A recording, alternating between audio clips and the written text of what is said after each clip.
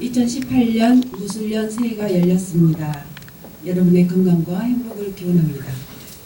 오늘 기념식은 김대중 대통령의 삶을 축복하고 그분이 우리에게 가져다준 민주, 정의, 평화에 감사하는 마음을 모아 본 행사를 준비하였습니다.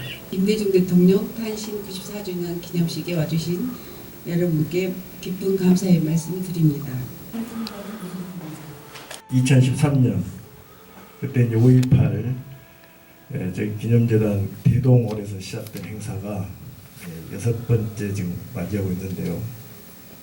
그때는 오후 행사를 했습니다. 굉장히 큰 규모의 공연과 또 많은 분들을 초대해서 성대하게 치렀는데 오늘은 토요일이고 또 이른 아침 시간이고 그래서 대단히 소중한 분들이 참석한 가운데 다수들이 좀 참석치 못한 부분은 아쉽습니다. 금년 6월 15일 6.15 기념 주간에서 대통령님 서거 주간인 8월 18일 사이에 다큐멘터리 영화 김대중을 전국 극장에 개봉할 예정입니다. 가슴 벅찬 그런 설렘으로 시작한 일이 벌써 5년 됐습니다. 박근혜 정부 하에서 여러 가지 투자자들도 어려움이 많아가지고 지체된 바 있는데 오히려 시간이 경과돼서 촛불혁명의 성과로 이러한 민주정부하에서 다큐멘터리 영화 김대중 2시간 10분 정도 예상하고 있습니다. 우리 김대중 대통령을 존경하는 세계인의 가슴에까지 널리 파급되리라 자신합니다. 김대중 대통령 탄신 94주년 기념의 인사 말씀을 올리는 것으로 가림하겠습니다. 민주주의를 사랑하고 평화를 사랑하는 모든 분들이 존경하고 흠모하는 우리 김대중 대통령님의 94주년 탄신 94주년 기념식을 여러분과 같이 하게 돼서 매우 기쁘고 또 뜻깊게 생각합니다. 또 이 자리가 세계 유네스코 기록물로 되어 있는 5.18 민주화운동 기록들이 보관되고 전시된 곳입니다. 그러기에 더욱더 의미가 있고 뜻이 있다고 생각을 합니다. 더군다나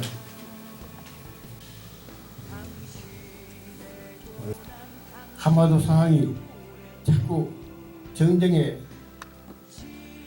어려움으로 치달려 갈 때 살아오면서 답답하고 어려운 상황을 맞이하게 되는 우리 김대중 대통령을 생각하게 됩니다.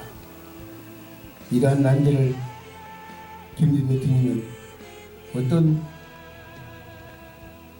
해법을 제시해 주셨을까?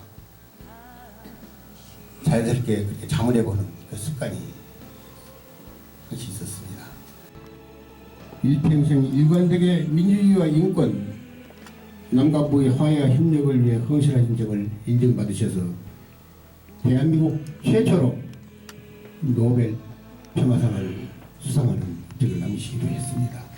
오늘 김대중 대통령 탄신 94주년 기념식을 맞아 한 세대에 한번 나올까 말까 한 전무후무한 그분의 빛나는 공적을 되새기며 영원히 기억하고 기리며 고귀한 전신을 올곧게 개선하여 후세대 모두가 존경하는 마음속 대통령으로 살아계시길 소망합니다.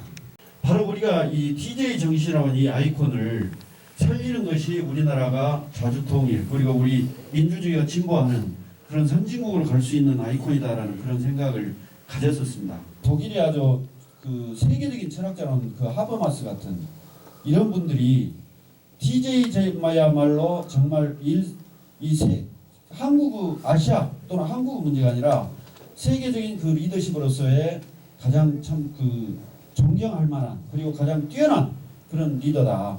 어떤 자기의 정신과 그리고 자기의 프레임만을 고집하는 그런 정치적 이해관계가 아니라 바로 세계적인 이런 그 리더로서의 사심을 갖지 않은 진정한 그 리더다. 앞으로 이런 리더는 우리 사회에서 오랜 동안 보기 힘들 것이다. 라는 하는 그 말이 참 그 가슴에 맺혔었습니다. DJ 정신이 노무현 정신을 만들었고 DJ 정신이 현재 문재인 정부를 저는 만들었다고 봅니다.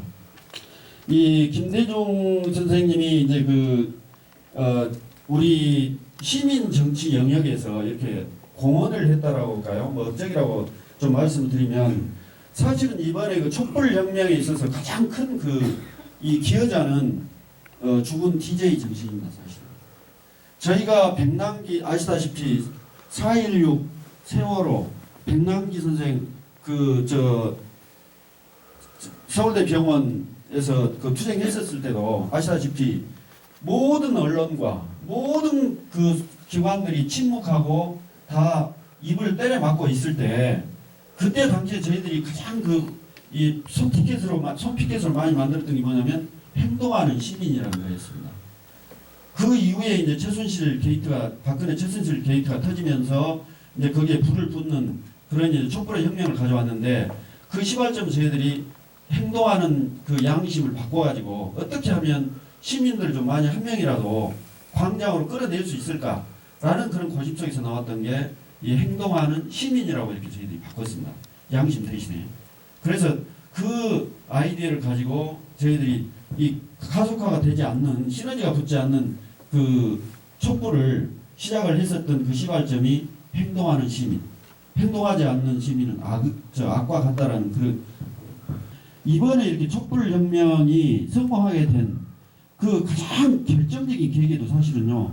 이 김대중 대통령 재임 시에 있었던 IT 강국, 정보혁명 이것이 바로 있었기 때문에 가능했다라고 저는 생각을 합니다. SNS라든지 인터넷이 우리나라처럼 이렇게 강한 인프라를 갖고 있는 나라들이 없습니다.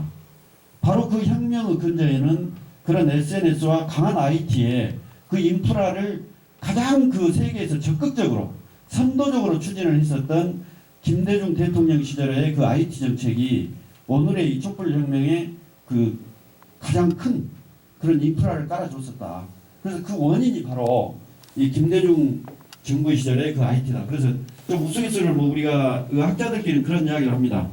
죽은 김대중이 대한민국의 민주주의를 살렸다. 그래서 그럴 정도로 제가 이제 박근혜 퇴진운동본부 공동위원장을 맡으면서 가장 힘들었었던 게 그거예요. 자, 서울은 어쩔까? 미국은 어쩐가? 그 다음에 부산은 어떻게 하고 있는가?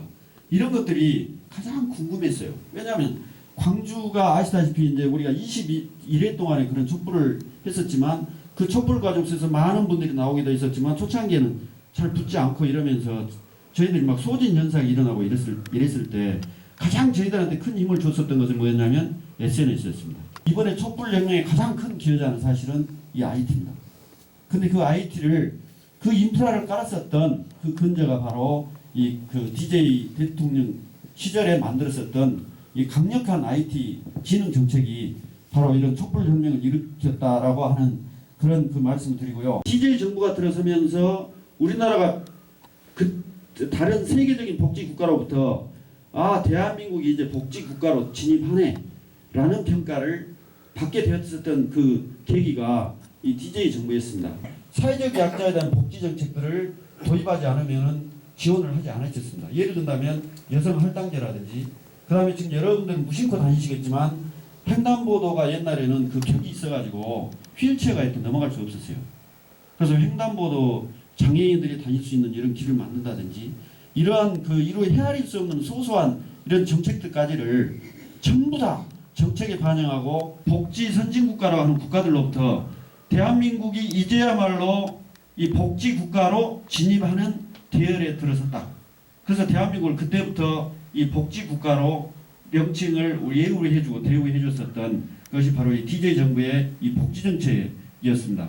이건 어떤 것보다도 저는 크다고 생각을 해요. 물론 우리가 살아가야 되고 생존을 해야 될 이 한반도의 평화, 통일 이게 가장 중요한 문제지만 그런 문제들은 여러분들께서 또 여러분 선배들께서 이미 수많이 말을 많이 하셨고 DJ 정책의 업적 중에 가장 큰 것이라면 이제 한반도 평화 정착, 통일 이런 말씀을 하도 많이 하셨기 때문에 저는 이제 시민사회 입장에서 제가 본 그런 것 수많은 업적들을 제외하고 제가 여기서 여러분들께 강조드리고자 하는 그 세 가지는 바로 지금 말씀드렸던 그 세 가지입니다.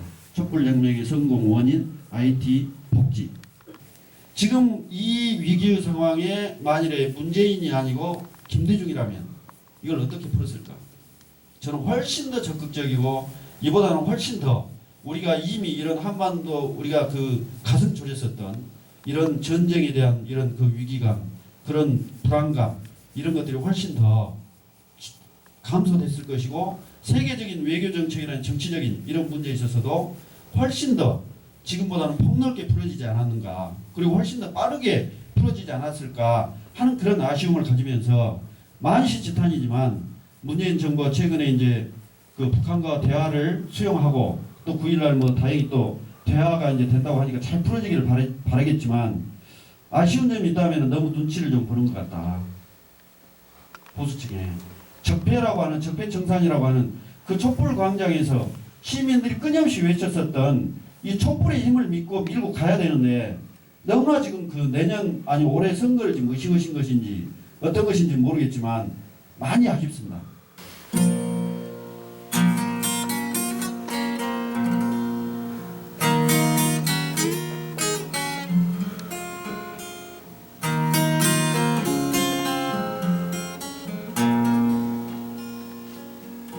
세월이 갈수록 살아온 날보다 살아갈 날이 짧아지는 나이가 됐지만 하고 싶은 일들은 너무나 많다. 오늘 또 나는 길을 나선다. 가는 세월 두렵지 않다. 인생이 그런 거지. 죽는 날까지 나는 나답게 살고만 싶다. 세월의 눈보라 닮아가 선배도 변함없는 모습으로 봄나게 멋있게 그렇게 살리라.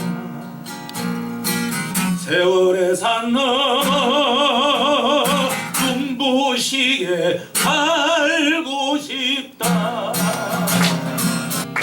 아무 말이 없구나. 한 걸음 또 한 걸음 작은 돌멩이 하나로 쓰다듬고 싶구나. 바람새 발길 따라 중머리 능선 따라 너의 사랑 찾아 헤맨다. 그대 이름 부둥산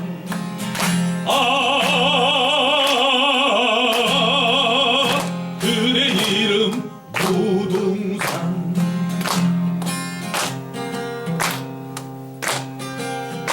아무 말이 없구나.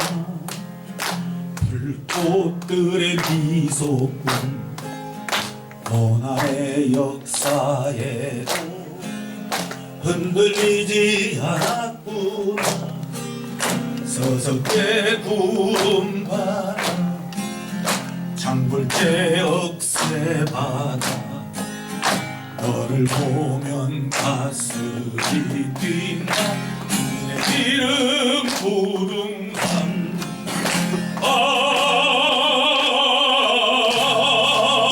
그대 이름 부둥산 너를 보면 가슴이 뛴다.